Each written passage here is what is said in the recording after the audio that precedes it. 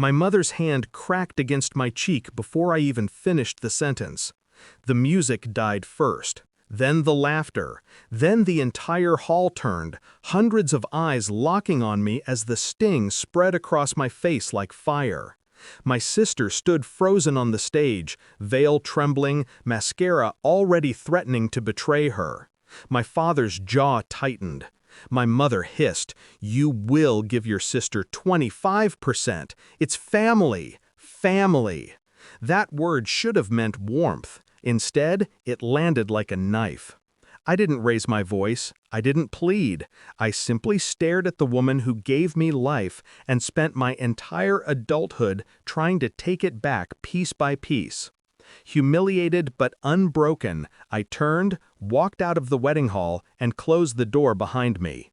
Their empire, my family's legacy, was built on intimidation.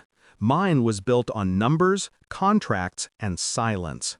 And silence, when weaponized, is brutal. Outside, under the white wedding lights, I made one call. He picked up on the first ring. "Is it time?" he asked. "It's time," I said. And with those two words, the revenge I'd been sharpening for years finally found its moment. People assume betrayal happens in a single moment, one blow, one knife. They're wrong. Betrayal is slow. It starts as a whisper, then a pattern, then a truth you can't unsee. For me, it began 3 years earlier, over a dinner that should have felt innocent. My parents smiled too much. My sister avoided my eyes. The air carried the false sweetness of people preparing to lie. She was 24 then, still pretending to support my startup while quietly slipping financial statements off my desk when she thought I wasn't looking. Back then, I brushed it off. She was my sister, the girl whose broken toys I used to fix, the one I protected from bullies. But then, the coincidences began. A competitor showing up with a pitch identical to mine, 2 hours after I discussed it with my family. My patent lawyer calling, confused. Someone had tried to access my filings. My sister buying designer things on a salary that couldn't afford socks. Patterns. Then proof. The message that ended my innocence came at 2:17 a.m. A forwarded screenshot from an anonymous number. "Don't worry, once she signs her next valuation papers, you'll get a piece. Mom and Dad will force her if they have to." Force. The word hit harder than any slap ever could. I didn't cry. I didn't confront them. I planned. Quietly. Precise. A chessboard they didn't even realize they were standing on.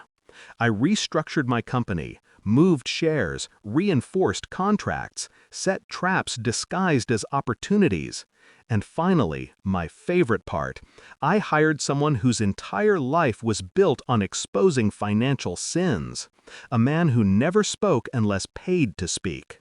A man with the kind of evidence that didn't just ruin people, it erased them. For months, I waited for the perfect moment, the perfect audience. A wedding. My sister's fairy tale beginning. My parents' bragging stage. My humiliation platform, apparently. They wanted 25% of my $50 million company, for free. Family support, they called it.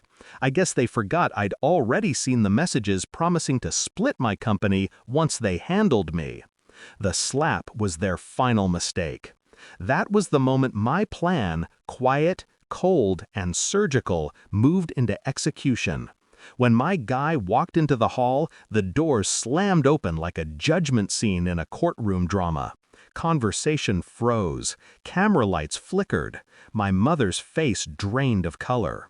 He walked with the calm of a man carrying destruction in a folder. "Mr. and Mrs. Rahim," he announced, voice echoing through the stunned silence.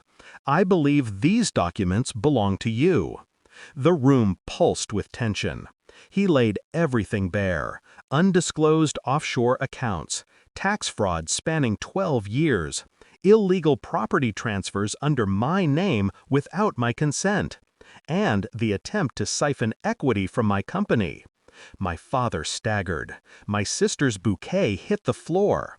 My mother, my iron, unbreakable mother, fell to her knees. "Please," she whispered, "we didn't mean—" "You meant every part of it," I said. Her tears didn't move me. Their panic didn't interest me.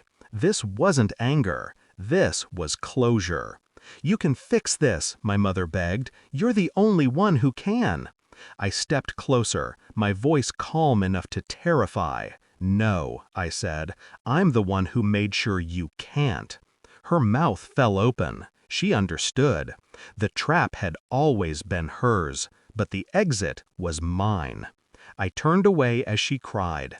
People think revenge is loud, but the quiet kind, the kind you plan in the dark and execute in the light, that's the kind that ends empires. As I walked out of the hall, leaving them drowning in the ruins they built for me, I felt the strange, peaceful weight of justice settle in my chest. In the end, they didn't lose because I fought them. They lost because they thought I wouldn't.